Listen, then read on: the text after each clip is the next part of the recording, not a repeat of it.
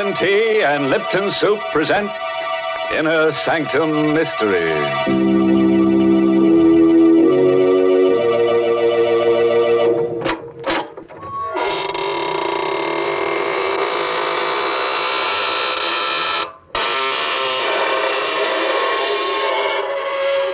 Good evening, friends of the Inner Sanctum. Here's your host at the creaking door. Through these portals pass the world's most horrified people. Oh, what's the matter? Did my happy medium startle you? Sorry, I keep him around to get in the right spirit, you know. Oh, by the way, if you feel a cold, thin sliver of steel across your neck in the next half hour, sit perfectly still. Someone's got an edge on you. Gracious, Mr. Host, I'm afraid I'd have to move fast. No, Mary, you must sit still. You wouldn't want to lose your head. Well, I'll remember your advice, Mr. Host. But right now, I have some advice for our Lipton listeners. You know, a teapot can't talk. But if it could, I think it would tell you the same thing that I do about making tea. I think it would probably say, the most delicious tea is the tea with the most flavor. And I'll bet it would cast its vote, as so many folks do, for Lipton tea. Because Lipton's has that grand, brisk flavor, the flavor that's so different from other teas, the flavor that fills your cup with pleasure. You'll taste a world of tangy, full-bodied goodness in Lipton's. It's tea at its tastiest. So make that next pot of tea you brew at your house Lipton tea. And now here's a little tale of horror that speaks for itself. The Edge of Death. Written by Frederick Maytho and starring Larry Haynes in the role of Ralph. We're going to tell you of a night Satan played a game of murder along a deserted strip of Manhattan's waterfront. For his sport, he chose two friends. For his victim, a woman. And the weapon he suggested he had long ago placed in the hands of another murderer. The weapon was a long, slender, graceful rapier, which first drew blood at the hand of Rasputin, the mad monk of Russia. Denton! Denton, oh, Brett! Open up! Denton! Ralph Fitkin. Well, come on in, man. What's the matter with you? You're soaked. No hat, no coat. Denton, you're my best friend, my only friend. You've got to help me. Well, I just got back from Chicago. I was going to drop over to your shop a little later. You got back too late. You could have helped me. No, it's too late. Well, what's the matter, Ralph? What have you done? Well, what's that in the package? Why, it's the antique sword I gave you when you were married. Ralph! Naked steel always looks different. Coated with blood. Ralph, you fool. You didn't... Yes. I just pierced a woman's heart with that rapier. Not 15 minutes ago. Warned you about your temper ever since we were kids. You almost killed me once, do you remember? You warned me about my hobby, too. You said I had a psychosis. That's what we psychiatrists call it. Your unnatural love of steel blades, your worship of ancient weapons and tempered steel, it's off balance. There's nothing in the world more beautiful than a piece of true hand-forged steel. It's an art as old as man. Yes, I know. We've been over all that before, but now you're a murderer. And I want to know everything that happened. It's too late, Denton. I only Maybe I can dig something out of you that might help your defense. Now, Ralph, close your eyes. Close your eyes and let your mind wander. Tell me the first image you get. Tell me every detail, no matter what. I see the wedding. Here at your house. The guests have left. Ingrid is blonde and beautiful in white satin. She's standing beside me. And you come toward me with a package. Denton, oh, it was so good of you to make such a beautiful wedding for us. You are the best man ever. Oh, no. Maybe the second best man ever. Ralph was best today. Well, you gave me some stiff competition, Denton. I've got another wedding present for you, Ralph. I waited till now to bring it out because I didn't think the others would understand. Here, open it. It's... Well, do you like it, Ralph? Is it a good one? This is a good one. Why, it's the most beautiful rapier I've ever seen. What, the balance and the lines. Magnificent steel. Look, Ingrid. Isn't it wonderful? It will be the very nicest sword in your collection, darling. As well as your last. His last? Oh, yes, Denton. I promised Ingrid no more auctions. And he'll keep his promise this time. I'm going to change, darling. Won't take me long. All right, darling, hurry. You really like that blade, don't you, Ralph? Like it. It's beautiful. Where did you find it? Well, I saw it yesterday in a small, junky antique shop in the village. Little Russian fellow runs it. Oh, did he tell you anything about the blade? I mean, where he got it? No, but he said it was Russian. He said the hilt was black lacquer on rosewood and the steel was superior. Ah, he said something there. He mumbled on about wanting to get rid of it before the full moon. Something about it being an evil thing. He claimed it once belonged to Rasputin, the mad monk of Russia. Say, I wonder if it did. I doubt it. Anyhow, he finished by saying that whoever owned it would have evil luck and failing to get rid of it before the full moon would die by violence. I'll take it back to him if you like, Ralph. No, not on your life, Denton.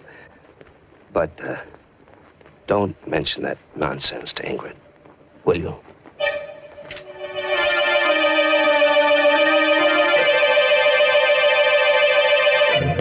I remember all that myself, Ralph. I left for Chicago that night. Now, what's the next thing that comes to your mind as important? Well, about 3 weeks ago, I was working on some knives in the shop. Ingrid had left. I was alone. The shop door opened and she was there. She? Who, Ralph? Stasha.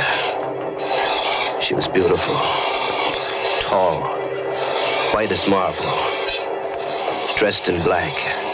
And beautiful. I beg your pardon. What did you say? Oh, I'm sorry. You said beautiful. There's no cause to be embarrassed. I have heard this said before. What can I do for you, Miss... Kasov. Stasia Kasov. You own something that I would like to buy. What is it? A rapier. A Russian rapier. I saw it in your window as I passed. It's not for sale. Oh, really? Are you sure? I will pay you well. Say $100. Sorry. Very well. Perhaps you might change your mind. Here. Here is my card. Come and see me if you do. Well, thanks, but I... Shall we say before the next full moon, Ralph?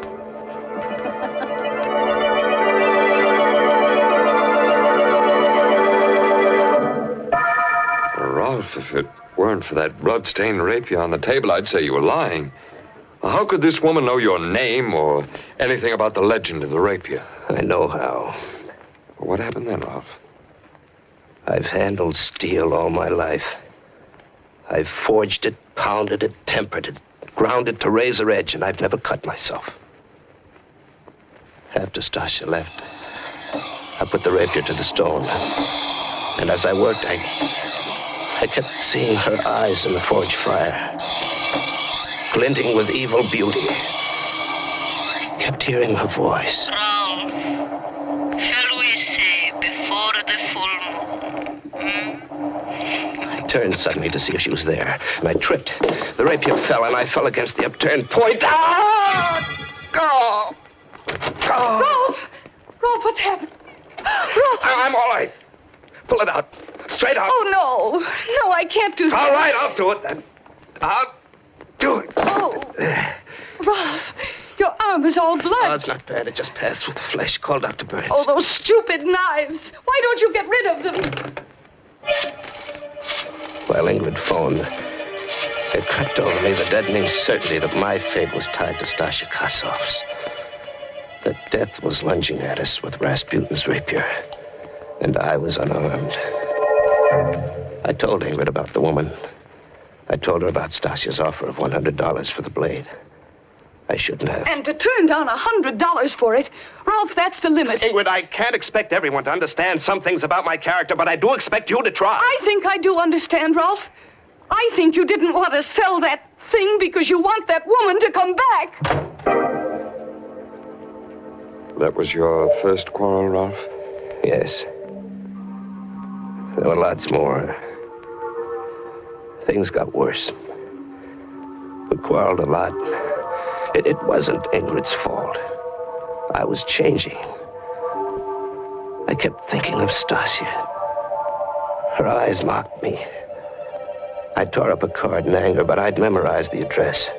It was an old Dutch mansion on Littner Street. I had to see her again. There was a light in the house. And oddly enough, the front door was open a bit. I rang a long time, but no one answered. I obeyed an impulse and walked in. There was a coal fire going in the high-ceilinged living room. It cast dancing shadows on a life-sized oil painting above. A cold hand gripped my heart when I saw that painting. It was the painting of a man in a monk's habit. And his gnarled hand rested on the hilt of a jeweled rapier of exquisite beauty. Yes, the man in the picture is long dead. But his mad spirit is in this room. It laughs from within you, Rolf Wittkuhn. It has seized your body. Stasia.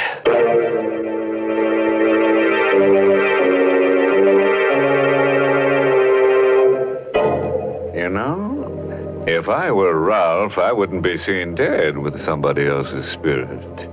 You can't tell what will happen to a man when the spirit moves him. Goodness, Mr. Host. That sword has certainly brought Rolf bad luck. Yes, Mary. It got him in trouble right up to the hilt. And we're only halfway through the story. Oh, yes, there's still a lot more excitement to look forward to. And I think looking forward to things is so much fun. For instance, imagine you're brewing up a pot of Lipton tea. Well, you know there's enjoyment ahead just as soon as that water starts bubbling in the tea kettle. The very sound of it is warm and cheerful and friendly, like Lipton's itself. And then when you lift that cup to your lips, oh, there's such a deep-down satisfaction in Lipton's brisk flavor, because it's so mellow and satisfying, brimming with lively, full-bodied goodness. Yes, all those little promises of enjoyment are completely fulfilled in your first delicious sip of brisk-flavored Lipton tea. Well, you certainly have a point there, Mary. But now, back to Ralph Wittgen as he tells his friend the events leading to the murder he has committed tonight. He's telling of his first visit to the strange house of Stasia Kasov. So the Kasov woman convinced you that the spirit or the ghost of Rasputin had taken possession of your body. And you fell for it. Oh, I fought against believing it, Denton. But it did explain so many of the strange promptings that had been stirring me all up inside. She say anything more about it? No. I turned to face her. She was a smiling column of white beauty, sheathed in black satin. Miss Kasov, how is it? Stasia.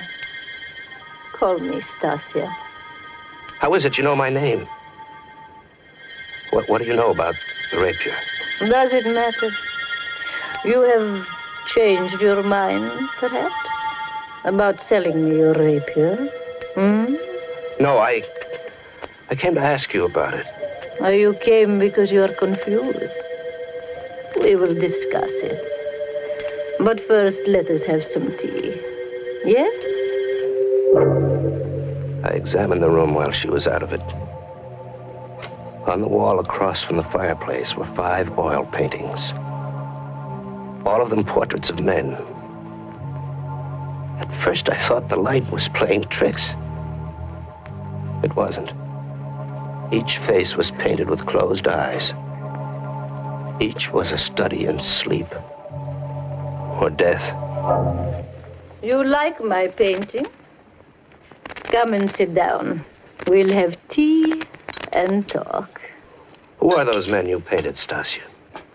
The 5 men you see in those paintings, Each own the rapier you now possess.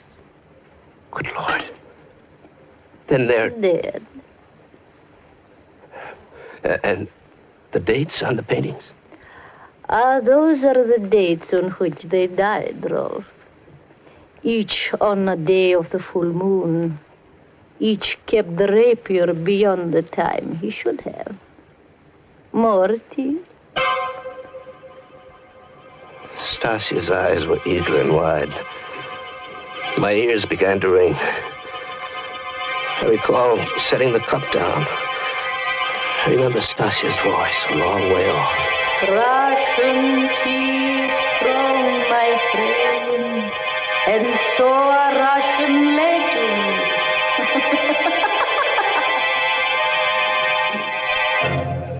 This is all so fantastic, Ralph.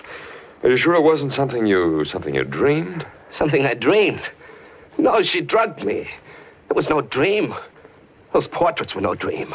The painting of Rasputin was no dream. They were there when I woke. Stasia was gone.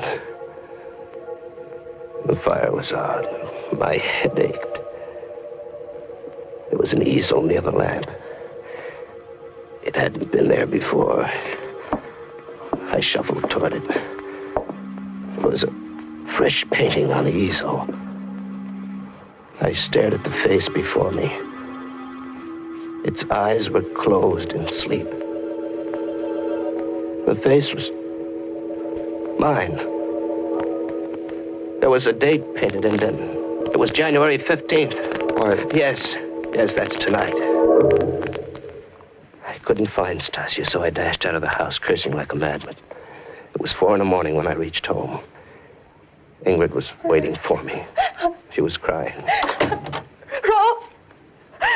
Rolf, darling, where have you been? Why? What difference does it make? You've been to see that Kossoff woman. Yes, I've been to see that Kossoff woman. Oh. I had to. I'm losing my mind, Ingrid. Something's trying to kill me. That woman knows about it. She knows how and when it'll happen.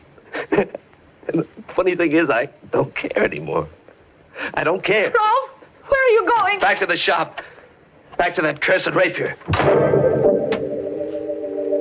In the shop, I tried to reason the thing out. I was toying with the rapier.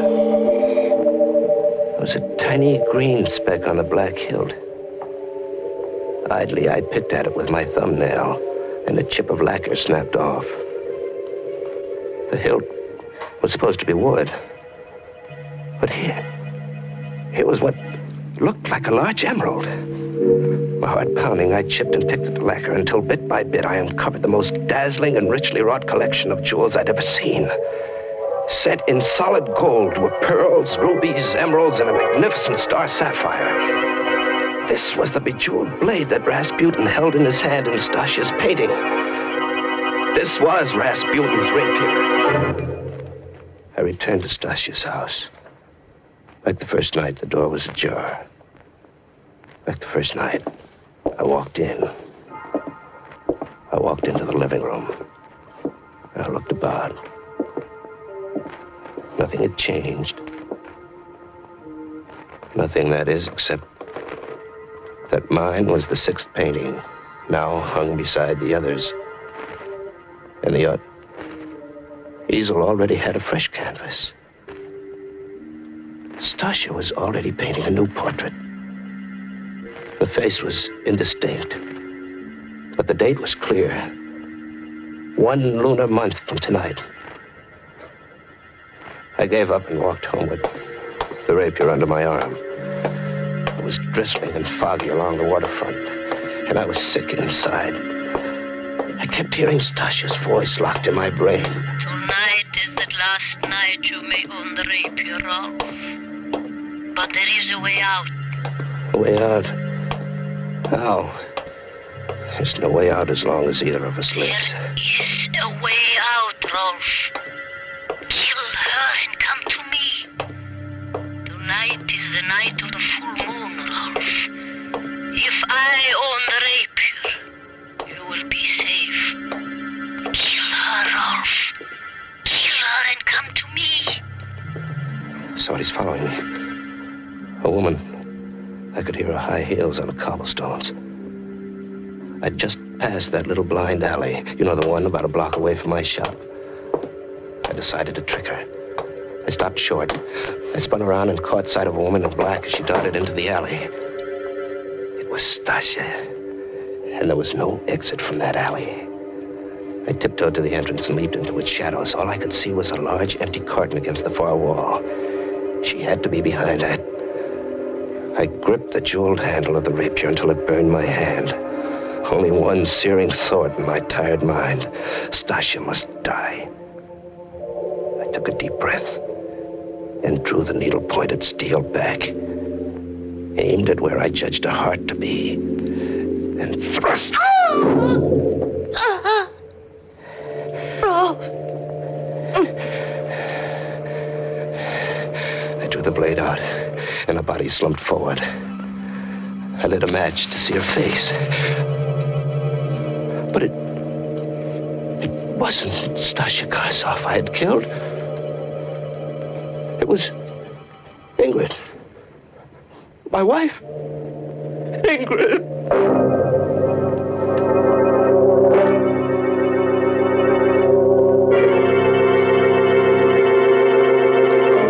It worked, Stasia, it worked. My plan worked. Ralph reacted just as I planned it. You mean he did it? Killed A her? psychological masterpiece. He told me the whole story at my office 10 minutes ago. He killed her thinking it was you. And now that she is gone, you are happy. You will love me and forget her then. Oh, perfect, perfect. She picked that stupid fool instead of me. Now she's dead, and he'll die too. Oh, Denton, I'm so glad. I would do anything for Everything you. went like clockwork. This rapier I found in your attic, the legend I made up, the phony paintings of former owners, your flirtation, perfect, perfect. The perfect murder, I've done it. Did my acting please you, Denton? Oh, you were magnificent, but there's only one weakness to my plan, Stasia. What is it? When Ralph is picked up, there must be no way for anyone to find out that you and I know each other, Stasia. I know, and no one will know, darling. Ralph's fingerprints are still on this rapier. He'll be electrocuted for one murder. Might as well be for two. Denton! No! I love you! I'm sorry, Stasia! I love you. Still. I will wait for you. Very neat stroke, Denton. Ralph! I heard everything you said, Denton. But I didn't have to, I knew. No, don't move. The gun is faster than a rapier. How did you know, Ralph? Something I said tonight? No. No, something I saw. Stasia loved you. The painting I saw on her easel tonight, the one I told you she'd begun, was your portrait. The only way I knew was because, as an artist, she was conscious of the scar on your forehead. She painted that in first. The scar you gave me as a kid. Oh, you've a lot more brains than I gave you credit for, but at least we'll burn together. Sorry, Denton, I'll have to decline that honor. Ralph! Ralph, am I too late? Ingrid! Ingrid, no, you're dead. Ralph! Everything you told me at my house tonight was a lie. No, Denton. Your plan almost worked. I told you the truth. Except for the part about murdering Ingrid. You should have studied psychiatry, Ralph. I did, Denton. I had a good teacher. You.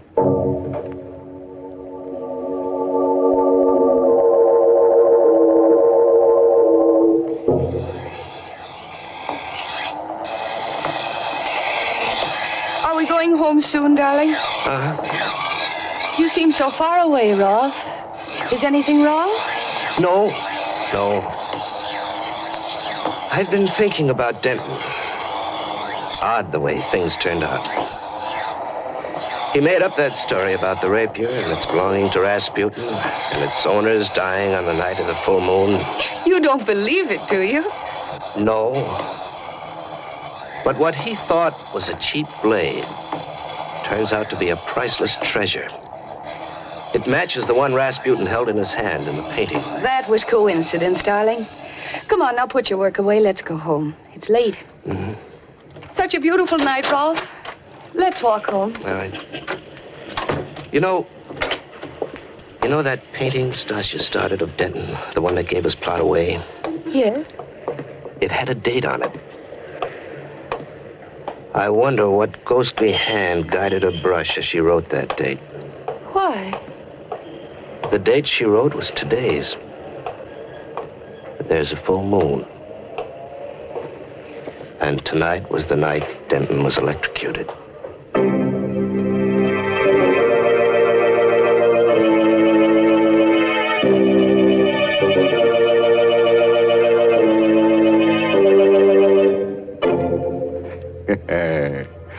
Well, wouldn't you say that's a story which gets down to fine points?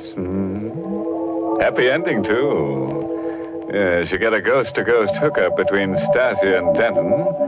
Ralph and Ingrid get an Exhibit A worth a few bucks and go back to the old grind. Well, I'm glad Denton's plot didn't work.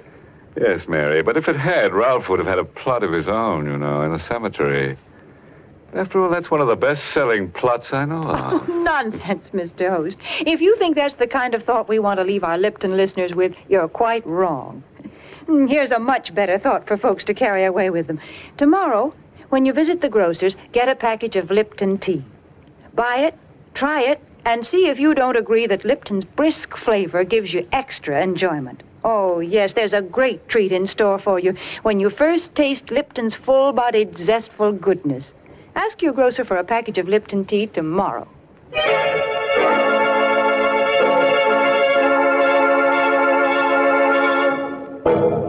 And now, friends, in case you're wondering, we do have a moral for tonight's story. It's short and sharp. Knife can be beautiful if you keep your temper. And look out for people with an axe to grind. They may be trying to get ahead of you. Oh, by the way, this month's Inner Sanctum mystery novel is The Pavilion by Hilda Lawrence.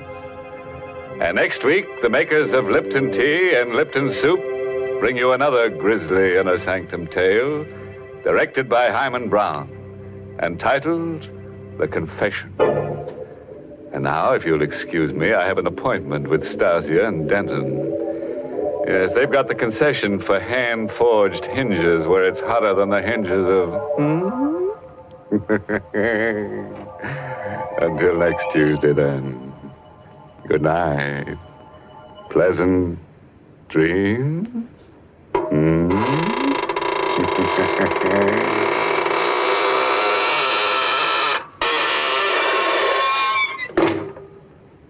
Got tomorrow's meal on your mind? Well, how about letting me make a suggestion?